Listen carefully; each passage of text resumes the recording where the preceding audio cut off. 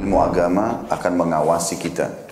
Sebelum makan, sebelum minum, sebelum berteman, sebelum mencari pendapatan, maka ilmu agama akan berbicara dengan kita. Ini boleh atau ini tidak boleh. Oleh karena itu, ulama mengatakan kita lebih butuh terhadap ilmu agama ini daripada makanan pada saat sangat lapar, air pada saat sangat dahaga, dan juga tempat tidur pada saat kita sangat capek. Ghazwa TV, media dakwah masa kini. Bismillahirrahmanirrahim. Assalamualaikum warahmatullahi wabarakatuh. Alhamdulillah, hamdan katsiran tayyiban mubarakan fi kama yuhibbu rabbuna wa yarda. Asyhadu an la ilaha illallah wahdahu la syarika la wa asyhadu anna Muhammadan abduhu wa rasuluh. Allahumma salli wa sallim wa barik ala Muhammadin wa ala alihi wa ashabihi wa man tabi'ahum bi ihsan ila yaumiddin, ma ba'd. Alhamdulillah, pemirsa Ghazwa TV dimanapun antum berada, semoga Allah Subhanahu wa Ta'ala menganugerahkan kepada kita keimanan yang selalu stabil, ketakwaan, keistiqomahan untuk selalu berada di jalan yang lurus, dan yang terpenting kita memohon pada Allah Subhanahu wa Ta'ala agar selalu diberikan nikmat berupa kesehatan, dijaganya kita dari mara bahaya, dan tidak juga kita lupa meminta kepada Allah Subhanahu wa Ta'ala agar selalu diberikan ilmu yang bermanfaat. Dengan ilmu yang bermanfaat ini, maka diketahui bahwa Imam Ahmad rahimahullah ta'ala pernah berkata bahwasanya hajat seorang manusia kepada ilmu itu jauh lebih besar daripada hajatnya kepada makan dan minumnya. Kalau makan dan minum seorang manusia itu dia butuhkan dalam sehari mungkin 2-3 kali, sedangkan hajat seseorang pada ilmu itu dibutuhkan lebih dari itu. Karena dari setiap sendi kehidupan kita membutuhkan ilmu. Kenapa membutuhkan ilmu? Disitulah kunci keselamatan kita di dunia dan di akhirat. Kapan kita lalai darinya, maka kita akan diserang oleh suatu bangsa yang tidak menyukai adanya kebaikan di muka bumi itu, ya, bangsa syaitan. Ya, oleh karena itu kita bermohon pada Allah Subhanahu wa Ta'ala selalu diberikan ilmu yang bermanfaat. Baik. Alhamdulillah, kita hari ini akan melanjutkan pembahasan kita dalam pembahasan tafsir Juz Amma. Hari ini kita akan membahas tentang surah Al-Kautsar, surah Al-Kautsar. Silahkan dibuka Al-Qur'annya, teman-teman.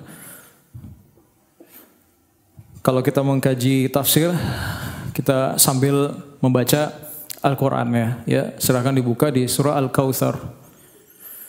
Surah Al-Kautsar termasuk dari surah Al-Mufassal. Surah Al-Mufassal, ya. Ya, surah Al-Mufassal itulah surah yang pendek-pendek, ayat-ayatnya pendek-pendek, ya. Dan Al-Kautsar ini termasuk surah yang terpendek di dalam Al-Quran. Ya, mudah-mudahan teman-teman semua sudah menghafalnya, ya. Ya, keterlaluan kalau nggak hafal. Dan ini paling sering dibaca sama teman-teman di kantor. Ya.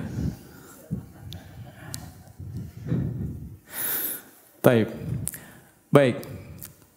Para ulama berselisih pendapat tentang apakah surah ini adalah surah Makkiyah atau surah Madaniyah.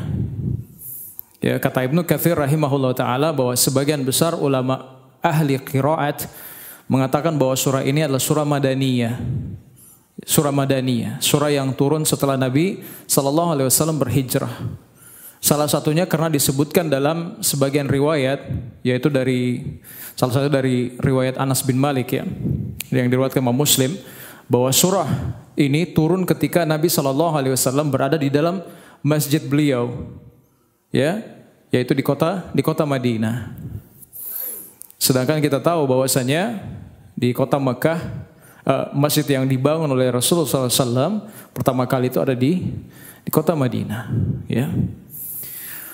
Dan juga mengapa sebagian ulama ahli qiraat mengatakan bahwasanya surah ini adalah surah Madaniyah, karena kandungannya, ya. Di dalam kandungan ini insya Allah nanti kita akan jelaskan Kandungannya itu ada terletak pada akhir ayatnya, ya, menjelaskan bahwa setelah tiadanya Rasulullah SAW akan begitu banyak umat beliau yang ada yang murtad, ada yang mengadakan perkara-perkara baru dalam agama, ya, setelah Allah Subhanahu wa taala menyempurnakan agama ini. Baik.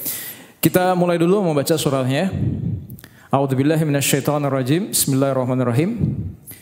Inna a'tainaka al-kautsar. Fasholli li rabbika wanhar. Inna syani'aka huwal abtar. Inna a'tainaka. Ini biasa ada yang baca ya, inna a'tainaka kal kautsar. Ya, inna a'tainaka kal kautsar. Dia tambahkan huruf K depan al kautsar. Karena saking cepatnya dibaca. Ya, padahal tidak ada ini. Ya, inna a'tainaka al kautsar. Jadi kalau dibaca inna a'tainaka al kautsar. Fasholli li rabbika wanhar. Inna syani'aka huwal abtar. Inna a'tainaka al-kautsar. Inna. Inna artinya, jadi inna itu huruf ya, hamzah, nun, kemudian ditambah dengan alif. Yang artinya inna sesungguhnya kami. Sesungguhnya kami. Teman-teman sekalian perhatikan baik-baik sini ya. Ini sudah ada yang punya background bahasa Arab belum? Sudah pernah belajar bahasa Arab sama Ustaz Taib, Ustaz Umar, udah ya? Mungkin insya Allah mengerti ya. Taib. Coba perhatikan baik-baik sini ya. Allah Subhanahu wa taala menggunakan kata ganti pertama di sini atau dhamir mutakallim pada ayat ini dengan kata inna. Sesungguhnya kami. Sesungguhnya kami. Nah, banyak di dalam Al-Quran Allah Subhanahu wa taala menggunakan kata kami. Ya. Akhirnya ini dipakai oleh orang-orang Nasara sebagai senjata untuk menyerang kaum muslimin dengan meniupkan syubhat-syubhat pemikiran mereka. Dia bilang apa? Tuh kan lihat, Tuhannya orang Islam saja banyak. Ya. Ya. Buktinya apa? Itu coba lihat di dalam Al-Quran. Tuhannya selalu pakai kata kami. Ya, kata ganti orang pertama dengan kata kami. Berarti orang Islam itu mengakui Trinitas dong. Ya, Masya Allah. Ya. Baik, kita jelaskan ya. Begini teman-teman sekalian. Di dalam uslub atau metode bahasa Arab ini sudah sangat dipahami oleh orang-orang Arab. Sudah dipahami oleh orang-orang Arab. Di dalam percakapan sehari-hari mereka sudah dipahami sekali. Ya, kenapa? Karena ini bahasa sehari-hari mereka. Ini sudah menjadi apa sih namanya? Mother tongue-nya ya, sudah jadi bahasa lisannya, bahasa sehari-harinya lah. Ya, taib. Jadi yang bukan bahasa aslinya bahasa Arab atau bahasanya dia nggak ngomong bahasa Arab setiap harinya, nggak akan mungkin bisa mengerti, apalagi belum pernah belajar bahasa Arab sama sekali. Ya, Abu Jahal saja yang teteh bengeknya adalah orang Arab asli, fasih berbahasa Arab. Ingat ya, Al-Quran diturunkan itu di tengah-tengah kaum musyrikin dengan sifatnya Al-Quran adalah mempunyai struktur bahasa yang sangat indah, yang sangat mengagumkan. Dia diturunkan di tengah-tengah orang-orang kafir Quraisy yang mana pada saat itu mereka sangat fasih berbahasa Arab. Taib. Abu Jahal saja yang teteh bengeknya adalah seorang yang berbahasa Arab, ya fasih berbahasa Arab. Malah datang orang-orang kafir Nasara pada di akhir zaman ini protes, ya. Mau protes, padahal Abu Jahal sendiri nggak pernah protes kepada Nabi Shallallahu Alaihi Wasallam. Tidak pernah disebutkan di satu riwayat pun Abu Jahal datang kepada Nabi Shallallahu Alaihi Wasallam. Muhammad, kenapa kamu selalu bilang kami? Kamu memerintahkan kami untuk menyembah kepada satu saja Tuhan. Itu buktinya Tuhan kamu pakai kami. Ini nggak pernah keluar dari mulutnya Abu Jahal. Ya. Malah orang-orang yang nggak tahu bahasa Arab pada zaman ini malah pergi protes. Ya, anehnya kan di situ. Ya, baik. Kita jelaskan. Jadi kata ganti orang pertama ya dalam bahasa Arab itu kalau kami itu nahnu. Ya, nahnu dalam bahasa Arab itu bisa dipakai ada dua fungsinya. Yang pertama untuk menjelaskan bilangan jumlah orang ya, bilangan yang banyak. Jadi kalau kita bilang kami semua berada di kantor itu berarti saya menjelaskan ada banyak lebih dari satu orang, betul? Ya. Atau misalnya kita bilang, mohon maaf Pak, kami tidak suka kalau Anda bersikap seperti itu. Kami, ya mungkin dia mewakili banyak orang. Itu menggunakan kata ganti nahnu atau menggunakan kata ganti pertama kami, ya. Tapi itu yang pertama. Yang kedua, yang perlu diketahui dalam uslub bahasa Arab, seseorang kalau dia ingin menyatakan sesuatu tentang dirinya, dia bisa melakukannya dengan 3 cara. Ini dalam uslub bahasa Arab ya. Pertama dia bisa mengatakan ana, saya. Yang kedua, bisa dia juga memakai kata ganti ketiga, orang ketiga, seperti huwa, dia. Ya, seperti firman Allah Subhanahu wa taala, qul huwallahu ahad. Siapa yang berbicara sini? Allah Subhanahu wa taala berfirman. Ya. Huwallahu ahad. Padahal Allah yang berbicara, tapi dia memakai kata ganti orang ketiga, huwa. Dia. Ya, dialah Allah yang Maha Satu. Atau yang ketiga, dia bisa memakai kata ganti nahnu atau kami. Fungsinya untuk apa? Fungsinya untuk menunjukkan penghormatan, pengagungan terhadap seseorang. Coba di bahasa Indonesia saja teman-teman, kita bisa pahami. Terkadang kita bilang, mungkin antum pernah dengar ya, diwawancarai mungkin seorang pejabat negara atau pejabat daerah. Pak, ini siapa yang membangun jembatan ini? Dia bilang, kami yang membangun jembatan ini. Ya, kami yang membangun gedung-gedung bertingkat ini. Dia bilang kami, padahal sebenarnya memang dia sendiri. Tapi pada saat pembangunannya, dia melibatkan ada tukangnya, ada buruhnya dan sebagainya. Ya, maka dia menggunakan kata kami. Atau misalnya Presiden Jokowi keluarkan Kepres misalnya, keputusan presiden atau Inpres, instruksi presiden. Bunyinya misalnya dengan ini kami memutuskan. Padahal yang putuskan siapa? Presiden Jokowi sendiri. Ya, kami memutuskan. Ya, baik. Jadi penggunaan kata kami di sini adalah untuk penghormatan dan pengagungan. Ya, kalau kita di Makassar juga begitu. Ya, kalau di Makassar itu kita pakai kata kita. Ya, kita itu apa? Gimana Bal? Kalau kita itu banyak. Ya, tapi kalau kita berbicara dengan orang, ya kalau kita berbicara dengan orang, misalnya ada orang yang kita ingin hormati, ya kita bilang sama dia, kita apa kabar gitu, kita apa kabar gitu. Padahal kita itu penggunaannya untuk banyak orang, betul? Sama seperti antum, seharusnya anda bilang anta, iya, tapi kita bilang antum, kenapa? Karena itu adalah penghormatan dan orang-orang Arab semua paham masalah ini. Jadi orang Arab itu nggak bakalan ada yang protes sama antum kalau antum pergi ke negerinya mereka. Kok antum pakai kenapa pakai antum? Harusnya pakai anta. Nggak ada yang protes seperti itu karena mereka tahu kalau antum mengatakan antum kepada mereka itu adalah penghormatan. Ya, baik.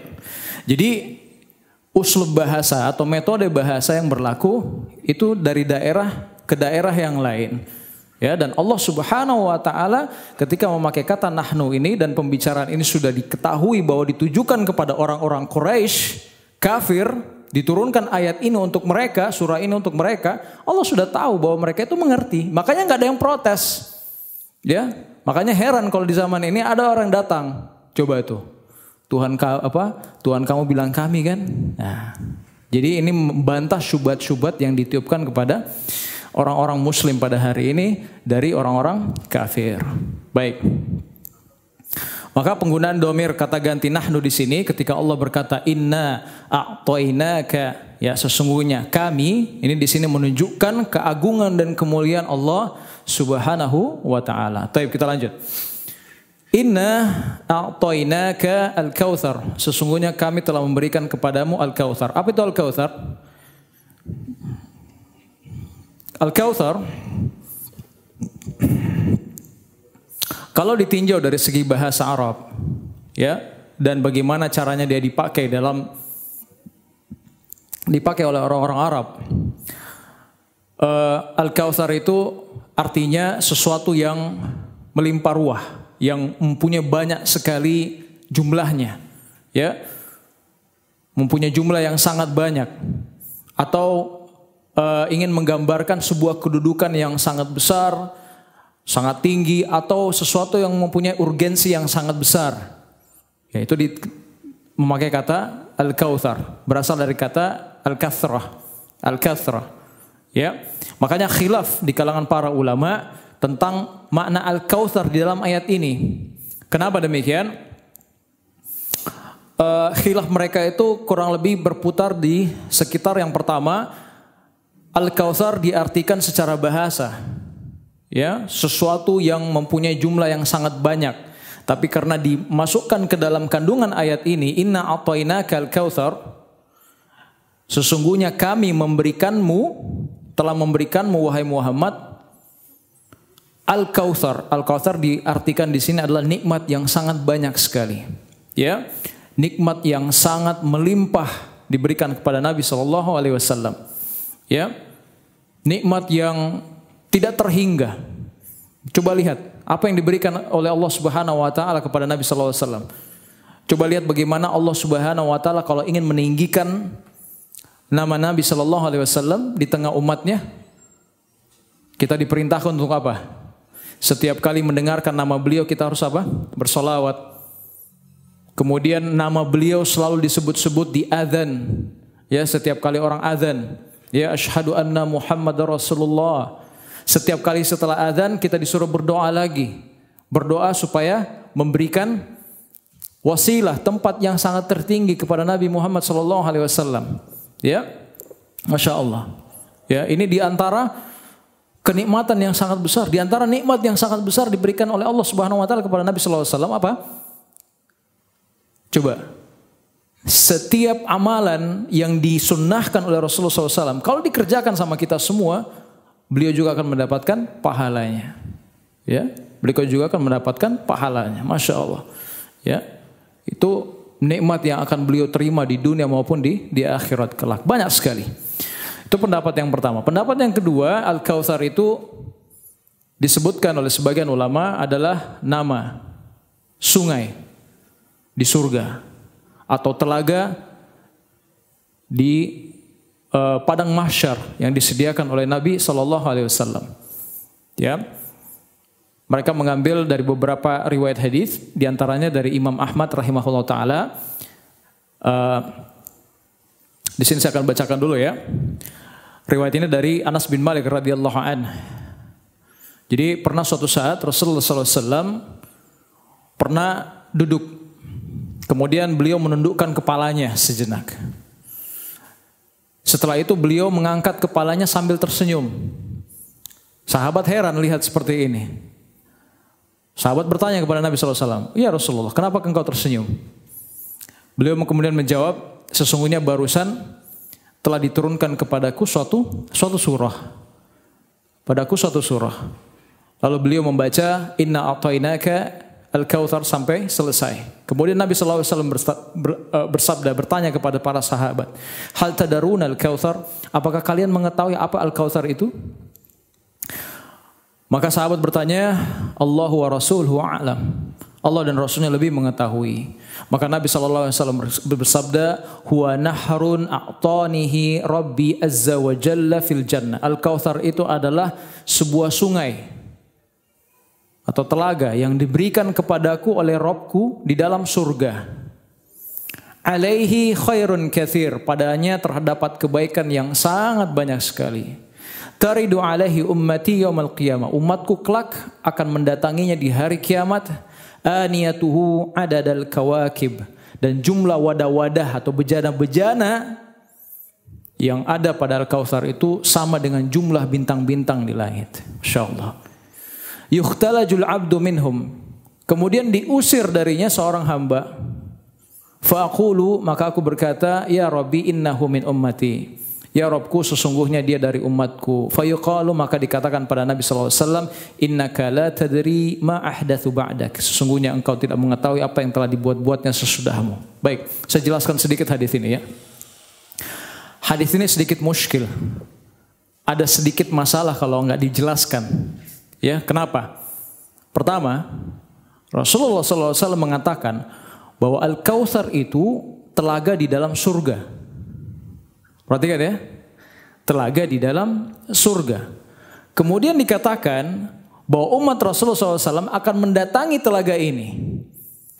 Ya, tapi kemudian ada beberapa orang dari umat beliau Sallallahu Alaihi Wasallam yang diusir dari telaga itu. Nah, di sini syubhatnya kalau nggak diajarin, kalau nggak dijelaskan. Bukannya semua orang kalau sudah masuk surga, sudah dapat kenikmatan, udah nggak diusir lagi. Syubhatnya di sini nih, ya.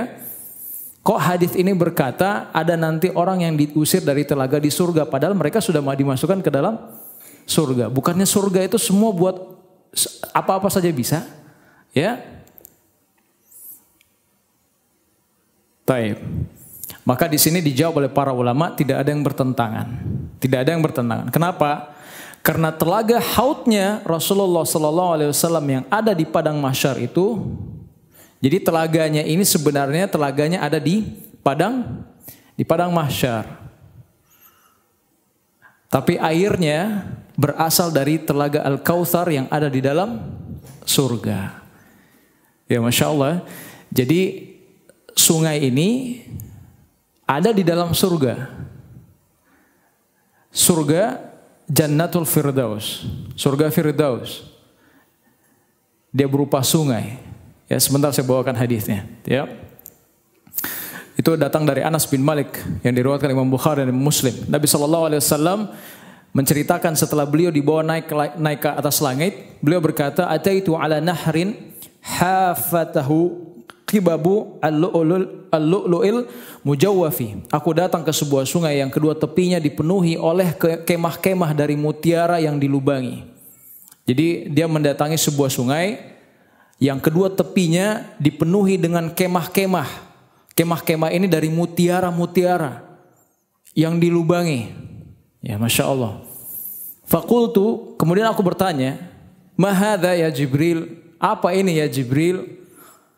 Maka Jibril berkata, "Hadzal Kautsar." Ini adalah sungai Al-Kautsar. Maka kita ketahui bahwa telaga yang didatangi oleh Nabi dan umatnya di hari kiamat itu letaknya di padang mahsyar, sedangkan airnya datangnya dari surga.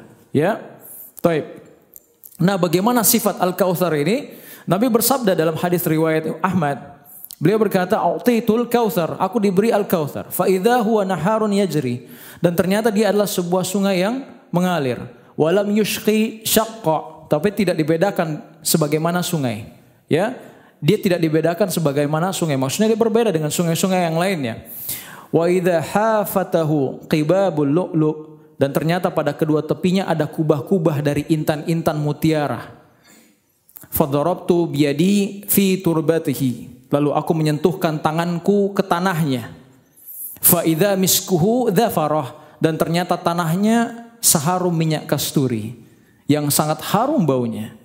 Wa idza hasahu al-lu'lu. Dan ternyata batu-batu kerikilnya dari mutiara. Antum bayangkan ya, sungai itu kalau di sini sungai di Indonesia dasarnya itu batu-batu semua. Tapi di sana batu-batunya itu dari mutiara. Masya Allah. Ya, Rasulullah SAW juga menggambarkan dalam Musnad Imam Ahmad, beliau menggambarkan bahwa Al-Kautsar itu turabuhu misk. Tanahnya wanginya sama seperti minyak kasturi. Ma'uhu abyadu minal laban. Airnya lebih putih dari susu. Wa ahla minal asal. Dan rasanya lebih manis daripada madu. Dan kata beliau, padanya terdapat burung-burung yang lehernya seperti leher unta. Ya. Kemudian Abu Bakar bertanya, "Ya Rasulullah, Sesungguhnya burung itu benar-benar lezat dagingnya. Nabi berkata, akluha an'amu minha. Aku benar-benar akan memakannya dan merasakan lezatnya. Dan juga digambarkan bahwa di kedua tepi sungai Al-Kautsar itu terdapat kemah-kemah yang terbuat dari mutiara-mutiara yang berlobang, berongga. Nah, ini dijelaskan lagi di sebuah hadis yang diriwayatkan Imam Muslim. Beliau berkata, "Inna lil mu'mina fil jannati la khaymatan min lu'lu'atin wahidatin mujawwafatin tuluha 60 milan." Sesungguhnya seorang mukmin dia mendapatkan kemah di surga dari satu mutiara yang berongga yang panjangnya 60 mil. 60 mil berapa kilo itu? 60 mil, 1 mil itu 1,6 kilo. Coba dikali berapa itu? 1,6 kali 60 berapa? 90. Masya Allah, 90 kilometer panjangnya. Jadi ya, Masya Allah, mutiaranya ini berongga. Panjangnya 90 kilometer. Ya, antum bisa bayangkan ya. Lil mu'mini fiha ahluna yatufu alaihimul mu'minu fala yara ba'duhum ba'dha. Seorang mukmin juga memiliki para istri di surga yang seorang mukmin keliling menggilirnya. Ya, Masya Allah. Ya, sebagian mereka tidak melihat sebagian yang lain. Ya, inilah yang dimaksud dengan kemah yang disiapkan bagi orang-orang yang beriman. Ini baru kemahnya saja. Ya, belum antum punya rumah, belum ada istananya nanti. Ya, ya, baru kemahnya saja. Ya. Ada yang pernah bilang, gak apa-apa Ustaz, yang penting saya masuk saja dulu pintunya surga, biar gak dapat kemahnya. Masuk aja dulu pintunya surga. Sudah kenikmatan yang luar biasa. Ya. Taib. Yang jelas Al-Kautsar ini adalah sungai yang berada dalam surga Firdaus, surga yang paling tertinggi yang diberikan oleh Allah Subhanahu wa taala kepada Rasulullah sallallahu alaihi wasallam. Dan ini kenikmatan yang sangat besar, ya. Dan ini sudah menunjukkan jaminan Rasulullah sallallahu alaihi wasallam masuk ke dalam surga, masuk ke dalam surga. Sudah dijamin beliau masuk ke dalam surga. Makanya aneh kalau ada orang yang pada hari ini berkata, apalagi kalau dia diangkat sebagai cendekiawan muslim atau dia ditokohkan sebagai seorang profesor ahli tafsir katanya misalnya, ya, bahwa dia berkata bahwa Rasulullah SAW tidak dijamin masuk surga. Padahal ayat ini sudah jelas sekali, ya, menegaskan bahwa Rasulullah SAW sudah dikasihkan telaga, ya, di dalam surga itu sendiri. Ya, makanya teman-teman sekalian, dimanapun antum berada, yang namanya gelar di zaman ini bukan jaminan, ya. Yang namanya gelar di zaman ini itu bukan jaminan. Dia bergelar profesor, doktor dan sebagainya, itu bukan jaminan. Ya. Yang jaminan itu adalah kalau dia berpegang teguh dengan Al-Qur'an dan Sunnah dan dia pahami Al-Qur'an dan Sunnah itu dengan pemahaman salafus saleh. Bagaimana para sahabat memahami agama ini dengan baik. Taib. Dan dengan ayat ini pula, inna a'tainakal kautsar, ini menjawab pertanyaan orang-orang yang mengatakan bahwa apakah surga dan neraka itu sudah ada atau belum? Ya. Karena di sini Allah Subhanahu wa taala memakai kata kerja fil madhi, kata kerja lampau, kata kerja sudah selesai. Ya. A'taina, kami sudah memberikan. Maksudnya sudah disiapkan, sudah dibangunkan surga itu, selesai sudah. Ya, diberikan pada Nabi Sallallahu Alaihi Wasallam. Taib. Maka khilaf di kalangan para ulama tafsir tentang mana Al-Kautsar ini tidaklah saling bertentangan, tidak saling bertentangan. Karena selain maknanya adalah nikmat yang sangat besar, Al-Kautsar yang ditafsirkan juga sebagai sungai berdasarkan hadis-hadis yang sahih. Ini tidak bertabrakan sama sekali. Kenapa? Karena sungai itu juga adalah kenikmatan yang sangat besar sekali. Ya, telaga Al-Kautsar yang didatangi oleh umat Nabi Sallallahu Alaihi Wasallam di hari kiamat nanti atau di padang mahsyar nanti, ini merupakan nikmat yang sangat besar bagi mereka. Kenapa? Karena ketika mereka minum dari situ, mereka tidak akan haus selama-lamanya. Saya ingatkan kembali, di padang mahsyar tidak ada Indomaret, tidak ada Alfamart. Antum tidak bisa bawa bekal. Masuk ke dalam kuburan, kasih masuk Aqua, kasih masuk Popmi dan sebagainya, nggak ada sama sekali. Antum bangkit semua nanti sendiri dalam keadaan telanjang, ya, tidak berkhitan, tidak beralas kaki. Antum akan ketakutannya luar biasa. Ya. Kemudian antum akan digiring berkelompok-kelompok. Kemudian umat Nabi Muhammad SAW akan dipanggil. Ya ummati sini ini telaga minum. Makanya dikatakan tadi bejana-bejananya ini sebanyak bintang di langit. Mereka akan datang mengambil bejana-bejana untuk minum. Ketika mereka minum, mereka tidak akan haus selama-lamanya. Tapi ada juga nanti di antara mereka yang diusir. Nanti kita akan jelaskan. Baik. Kita lanjut ayat selanjutnya. Fasholli li rabbika wanhar. Fasholli li rabbika wanhar. Maka dirikanlah salat karena Rabbmu dan berkurbanlah. Ini menerangkan pada kita bahwa ketika kita diberi nikmat oleh Allah Subhanahu wa taala yang banyak. Ya, karena tadi inna a'tainakal kautsar. Kalau ditafsirkan sebagai nikmat yang sangat banyak, maka Allah perintahkan di ayat yang keduanya, fasholli li rabbika wanhar. Maka salatlah dan berkurbanlah.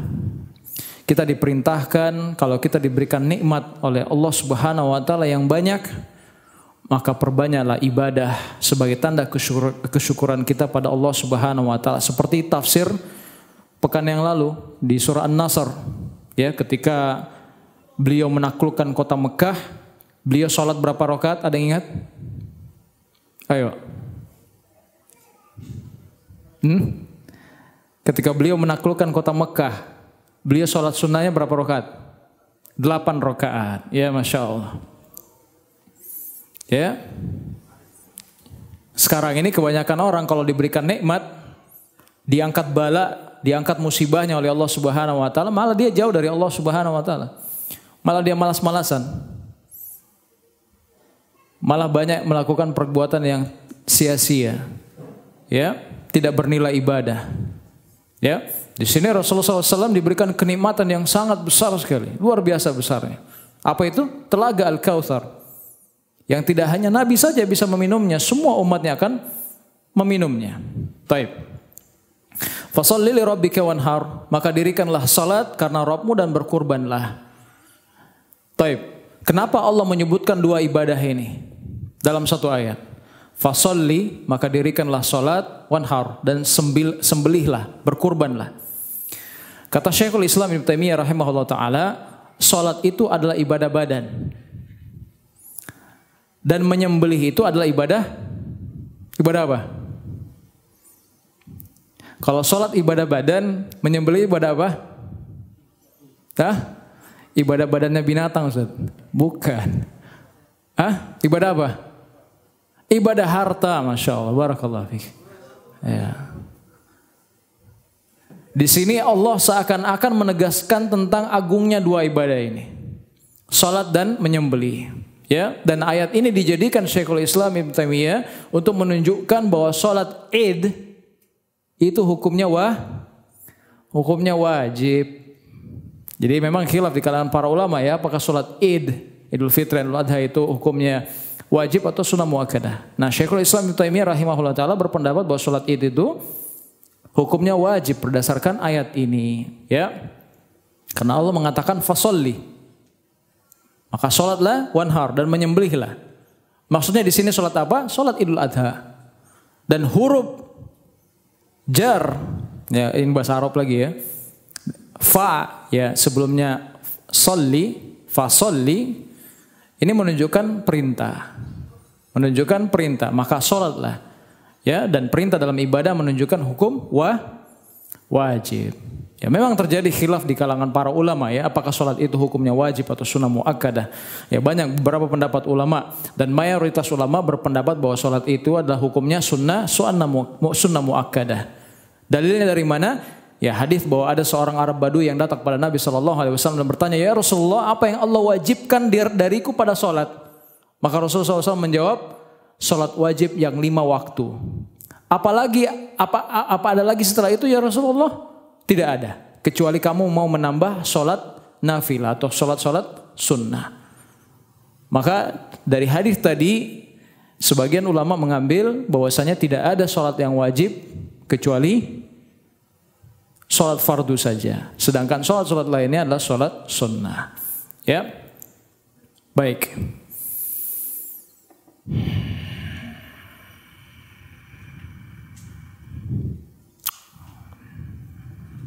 Kita lanjut.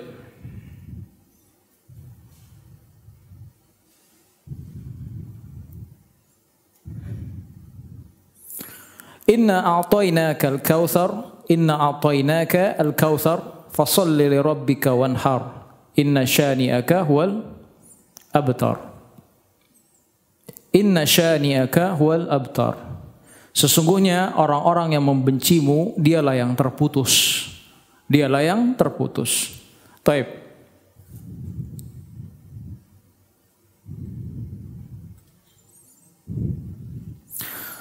Inna syani'aka huwal abtar. Tunggu sebentar ya. Oh, baik.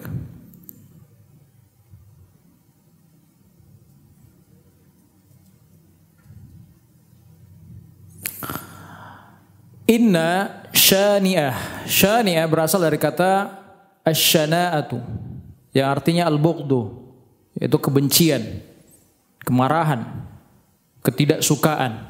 Dan asyani itu artinya adalah orang yang membenci, orang yang tidak suka, ya, orang yang tidak suka.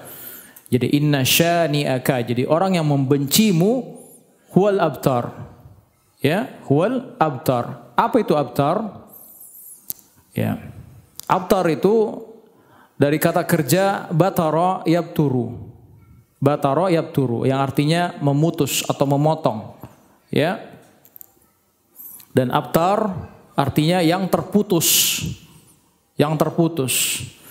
Kata As-Sa'di rahimahullah ta'ala, dahulu anak laki-laki kalau meninggal dunia maka dia sudah terputus, dikatakan abtar.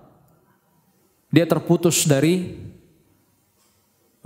bapaknya, ya, terputus keturunannya.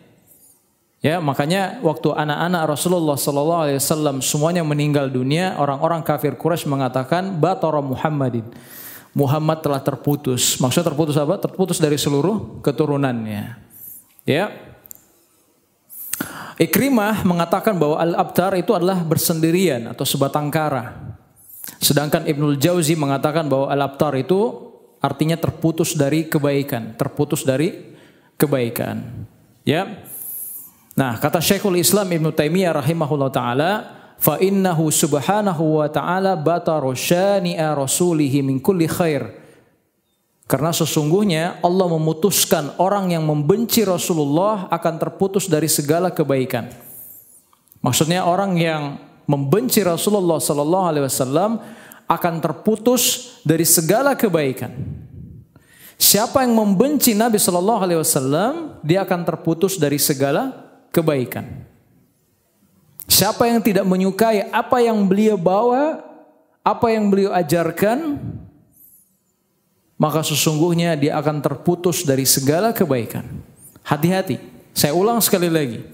Siapa yang membenci atau tidak menyukai apa yang dibawa oleh Rasulullah SAW, satu pun, apapun itu, maka dia bisa terputus dari segala kebaikan. Mengerti maksudnya? Jadi kalau ada orang yang diberitahu sebuah sunnah, diberitahu sebuah perintah dari Nabi SAW, kemudian dia masih tunggu dulu deh, kita ini kayaknya hadisnya harus harus diolah dulu, Masya Allah. Harus direvisi dulu, kayaknya harus kita kaji dulu, Masya Allah. Itu perkataan mereka, harus dikaji dulu katanya. Ya Masya Allah, luar biasa. Kenapa harus dikaji dulu? Karena belum sesuai dengan hawa nafsunya. Dia belum bisa menjalankannya karena belum sesuai dengan keinginannya. Ya, akhirnya dia menolak. Dia nggak mau kerjain. Hati-hati orang seperti ini bisa terputus dari kebaikan. Ya, terputus dari kebaikan. Baik. Bahkan dikatakan oleh sebagian ulama bahwasanya Allah akan putus seluruhnya. Bahkan seluruh kebaikan. Allah tidak akan memuliakannya. Allah tidak akan melihatnya bahkan. Allah tidak akan mengajaknya bicara bahkan. Ingat, antum semua sudah celananya cingkrang kan? Kenapa antum celananya cingkrang? Antum sudah pernah dengar? Pasti ada nggak? Coba angkat tangan di antara teman-teman di sini yang celananya cingkrang. Kenapa antum cingkrang? Mungkin karena pernah dengar hadis Nabi SAW. Allah tidak akan melihat seseorang di hari kiamat kelak yang apa? Yang isbal, memanjangkan kainnya di bawah mata kaki. Pas lihat hadis ini, masya Allah, jangan deh. Ya udah, awalnya digulung dulu. Pas ditahu ada larangan gulungan, ya udah potong aja. Seperti itu kan? Iya. Kenapa? Karena antum takut diputus dari segala kebaikan. Takut tidak akan diajak bicara oleh Allah Subhanahu wa taala. Jadi oleh karena itu orang yang diputus dari segala kebaikan di sini huwal abtar ini bisa berlaku pada siapa saja. Jadi ketika dia menolak hadis Nabi sallallahu alaihi wasallam, dia bisa diputuskan dari segala macam kebaikan. Ya. Bahkan kata Syekhul Islam Ibnu Taimiyah rahimahullah taala, orang ini kalau dia diputus kebaikan darinya, dia menolak Nabi, dia tidak suka apa yang dibawa oleh Nabi sallallahu alaihi wasallam, orang ini akan dibuat dia tidak akan bisa beramal saleh. Dia tidak akan bisa beramal saleh. Tidak ada kemampuannya untuk beramal saleh, untuk dia bersiap-siap untuk hari akhirat. Makanya ya qadarullah wa syafa'al. Kita melihat sekarang ada sebagian, ya ini musibah ya. Saya buka saja. Orang-orang yang kita sebut sudah lanjut usia, ketika dia baru mengenal misalnya anaknya sudah kena hidayah misalnya. Ya, anaknya ini berusaha untuk memberikan hidayah pada orang tuanya. Orang tuanya nggak mau dengerin. Orang tua udah lanjut usia, 60 tahun dan sebagainya. Dia menolak, nggak mau diajarin. Dia nggak mau menerima sunnah ini. Antum bisa melihat dia akan dibuat susah untuk beramal soleh. Dia akan dibuat susah untuk melakukan amalan-amalan persiapan untuk menuju ke hari kiamat. Susah untuk melakukan kebaikan-kebaikan. Ya. Dia mencukupkan diri dengan apa yang dia sudah kerjakan selama ini. Udahlah, nggak usah diajarin lagi lah. Ya.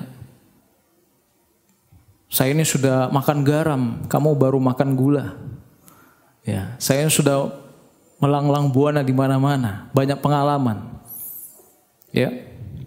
Nah, ini musibah. Ya, akhirnya dia tidak akan bisa memahami kebaikan. Tidak akan bisa memahami kebaikan. Dulu antum ingat ya, dulu tidak ada ceramah-ceramah terhadap orang tua kita masalah riba. Nggak ada sama sekali. Sekarang mereka sudah lanjut usia semua. Datang ilmu tentang riba. Mereka mau terima? Susah terimanya. Susah banget terimanya. Bahkan susah untuk meninggalkannya. Ya, apalagi dia sudah menjadi pejabat, diangkat seorang pejabat di misalnya perbankan konvensional, perbankan ribawiyah misalnya. Dia sudah menjadi seorang pejabat besar di sana. Ya. Ketika dengarkan ilmu tentang riba, susah dia terima. Padahal dia sholat, ya, dia puasa, dia berzakat. Tapi kebaikan ini susah dia terima. Kenapa? Karena dia nggak mau, karena dia sudah diputus kebaikannya, sudah diputus tadi.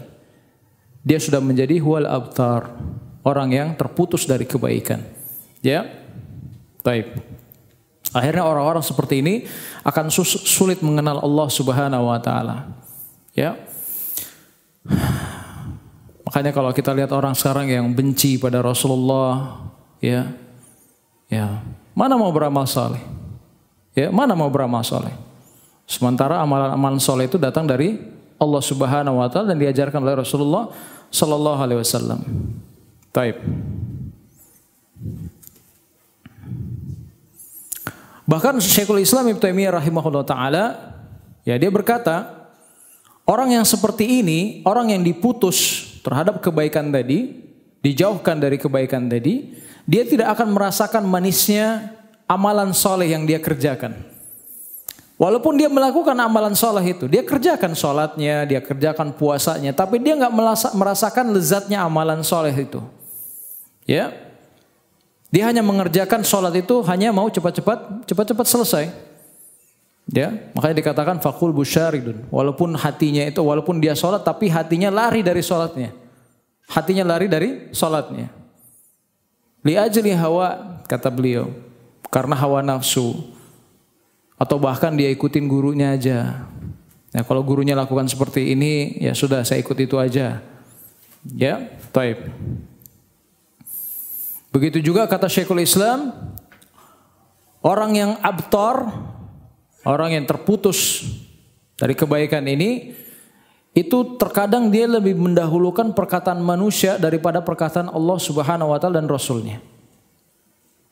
Ya, contohnya misalnya, ya, dia senang ambil perkataan-perkataan filosof misalnya. Ya. Dia lebih mempercayai perkataan-perkataan filosof dari perkataan Allah dan Rasulnya. Perkataan-perkataan orang-orang kafir. Ya. Kenapa demikian? Karena dia nggak suka dengarin apa yang datang dari Al-Quran was Sunnah. Ya. Makanya mohon maaf ya, orang-orang liberal itu lebih kagum terhadap perkataan-perkataan orang-orang Barat daripada perkataan yang datang dari Nabi Shallallahu Alaihi Wasallam. Ya, terkadang mereka sudah mulai meramu kalimat-kalimat itu. Ya, karena mengadopsi dari perkataan orang-orang Barat. Taib. Maka kata beliau, waspadalah umat Islam. Jangan kita sedikit pun membenci apa yang dibawa oleh Rasulullah Sallallahu Alaihi Wasallam. Jangan sampai kita menolak apa yang dibawa oleh Rasulullah Sallallahu Alaihi Wasallam karena tidak sesuai dengan hawa nafsu kita. Ini kita membenci apa yang datang dari beliau. Ya, baik.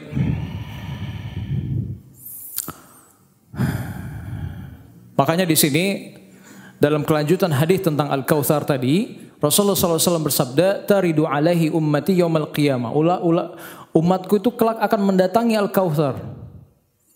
Yukhtalajul abdu minhum, tapi diusir darinya seorang hamba. Kemudian Rasulullah bertanya kepada Allah, "Ya Allah, innahu min ummati." Dia ini umatku ya Allah, umatku. Kenapa dia diusir ya Allah? Innaka la tadri ma ahdatsu ba'dak. Sesungguhnya kamu tidak tahu apa yang telah dibuat-buatnya sesudahmu. Dalam hadis ini dikatakan ahdath sama seperti di hadis Bukhari tentang bid'ah. Ya. Siapa yang mengada-ngadakan man ahdath fi amrina hadza, ya, ma laysa minni fahuwa rad. Siapa yang mengada-ngadakan perbuatan baru yang tidak ada asal usulnya dari kami, maka dia tertolak. Di sini pakai kata ahdath. Maka kata Nabi dijawab pertanyaan Nabi SAW, kenapa umatnya diusir dari telaga tadi? Innaka la tadri, sesungguhnya engkau tidak mengetahui ma ahdatsu ba'dak, apa yang mereka perbuat sesuatu yang baru ini dalam agama setelahmu. Apa yang mereka buat?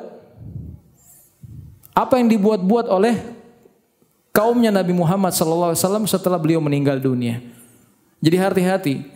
Yang pertama, ahdath itu bisa berarti dia murtad dari agama. Ya, karena ada sebagian riwayat Rasulullah SAW memanggil ke telaga sahabatnya ke telaga. Ashabi, ayo sini, sahabatku sini. Ya, dipanggil sahabat-sahabatnya. Ya. Maka di sini dikatakan bahwasanya orang yang dipanggil oleh Nabi sallallahu alaihi wasallam berada di satu zaman dengan beliau. Beliau ini ada sahabat Nabi, ya. Pernah dilihat oleh Nabi sallallahu alaihi wasallam, tapi ada dari antara mereka yang murtad, keluar dari agama, kemudian diperangi oleh Abu Bakar radhiyallahu an. Ya. Adapun dari Muhajirin dan Ansar tidak ada satupun dari mereka yang murtad. Ya, tidak ada satupun yang murtad. Seperti yang diklaim oleh Syiah Rafidhah yang mengatakan bahwa dari Muhajirin dan Ansar ini ada yang murtad. Taib. Yang kedua, orang yang membuat mengada-ngada dalam agama itu adalah orang yang berbuat bid'ah. Orang yang berbuat bid'ah.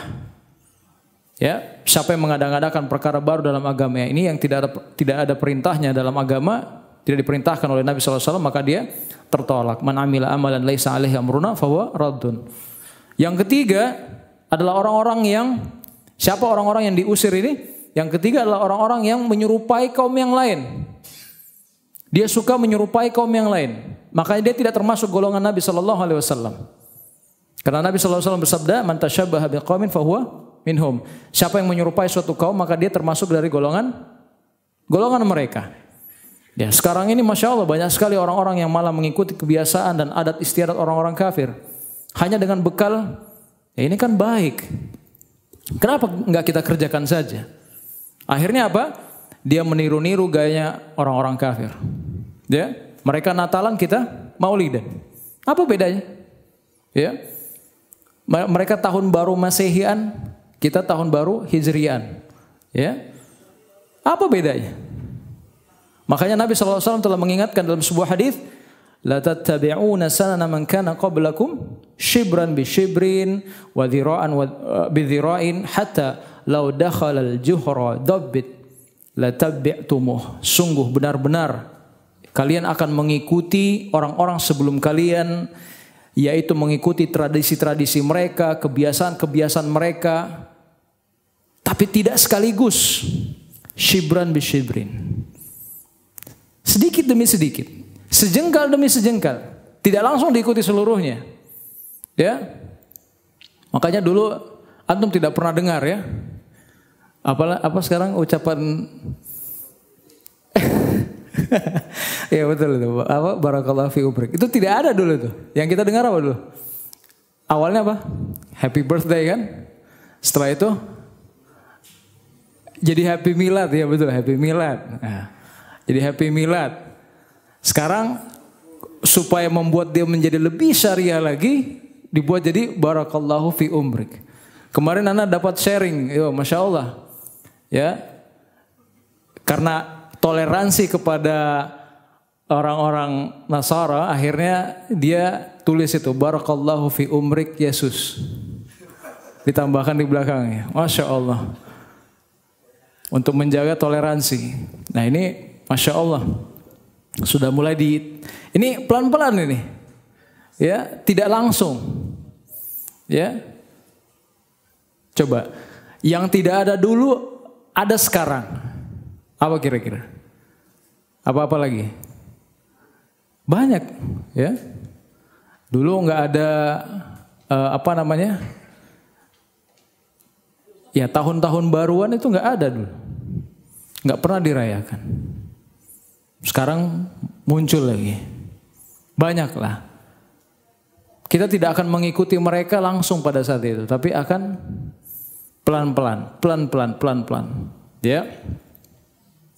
Maka kata Nabi sallallahu alaihi wasallam, sampai ketika mereka masuk ke dalam lubang biawak sekalipun, kalian akan mengikuti mereka. Kemudian sahabat bertanya, ya Rasulullah, apa yang dimaksud mereka di sini adalah kaum Yahudi dan Nasrani? Nabi sallallahu alaihi wasallam berkata, siapa lagi kalau bukan mereka? Siapa lagi yang mereka ikuti kalau bukan orang Yahudi dan bukan orang Nasrani? Ya, Masya Allah. Taib. Nah, antum perlu ketahui ya, ada beberapa macam tasyabuh. Ada tasyabuh yang dibolehkan, ada tasyabuh yang diharamkan. Nah, tasyabuh yang haram itu adalah segala perbuatan yang menjadi kekhususan ajaran orang-orang kafir. dan diambil dari ajaran orang-orang kafir dan tidak diajarkan dalam ajaran agama Islam. Ya. Terkadang tasyabbuh macam seperti ini dihukumi dosa besar. Bahkan ada yang dihukumi sampai tingkatan kafir, tergantung dari dalil yang membicarakan. Ya. Baik.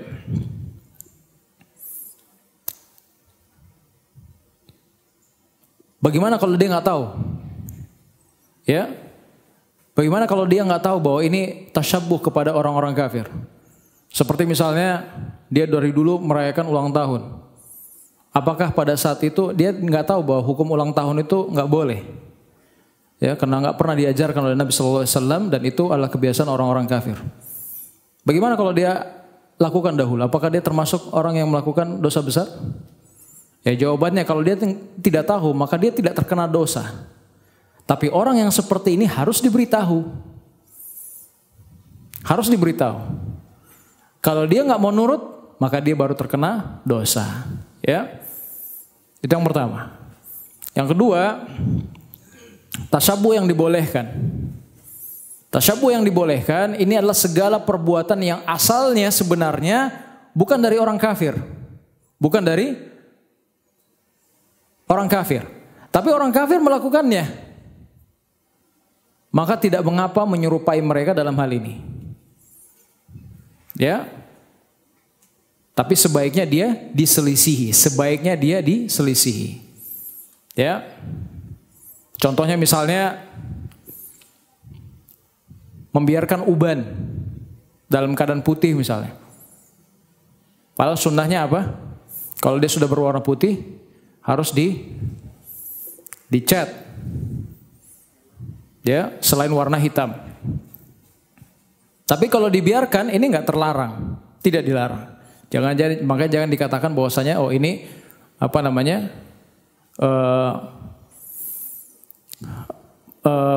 Meniru-niru orang-orang kafir.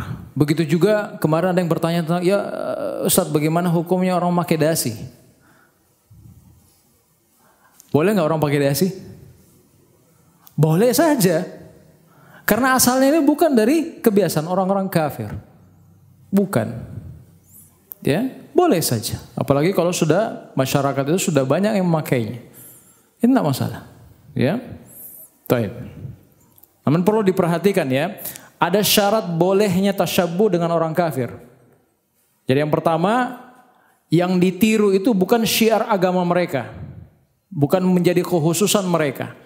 Sama seperti tadi, seperti ulang tahun. Ini kekhususan mereka. Mereka yang mengadakan terlebih dahulu. Di zaman orang-orang Romawi itu lebih dahulu melakukannya. Dia melakukan tahun baru dan sebagainya. Kemudian yang kedua, yang diserupai bukan perkara yang menjadi syariatnya mereka. Ya, bukan menjadi syariat mereka. Ya. Coba siapa yang menyanyi-nyanyi dalam rumah ibadahnya mereka? Ya, orang Nasrani. Masuk di gereja mereka menyanyi-menyanyi di dalamnya, memuji-muji Tuhannya. Ya. Akhirnya muncul pada hari ini seperti itu. Ya, di masjid. Wah, bawa organ juga.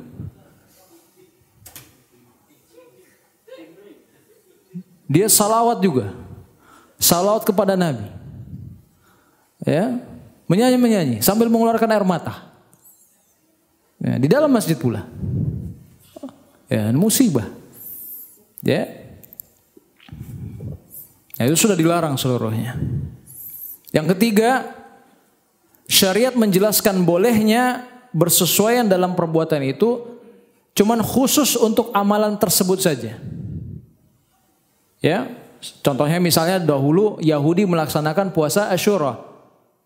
Ya, maka umat Islam juga melaksanakan puasa yang sama. Cuman diselisihi. Diselisihi dengan apa? Dengan cara menambahkan puasa pada hari ke-9-nya di bulan Muharram. Ya. Bukankah kita berpuasa Asyura? Iya, berpuasa Asyura. Tapi Rasulullah SAW menambahkan 1 hari sebelumnya. Betul? Supaya apa? Menyelisih orang-orang Yahudi. Yang keempat, menyerupai orang kafir di sini tidak sampai kita menyelisih ajaran Islam. Misalnya sekarang orang kafir itu berjenggot. Pernah lihat orang kafir itu berjenggot loh sekarang? Oh, sudah banyak sekarang berjenggot orang kafir. Iya. Pas kita lihat di media sosial, wah ini orang-orang kafir pada berjenggot. Ayo kita selisih mereka, kita yang potong. Ya jangan, nggak boleh seperti itu. Ya, katanya berbeda dengan orang-orang kafir. Jadi karena mereka sudah berjenggot, sekarang kita cukur. Nggak boleh seperti itu. Ya. Karena memelihara jenggot itu bagi seorang muslim adalah perkara yang wajib. Baik, yang kelima. Menyerupai orang kafir di sini bukan dalam perayaan mereka. Ya, seperti yang saya bilang tadi, orang kafir merayakan Natalan.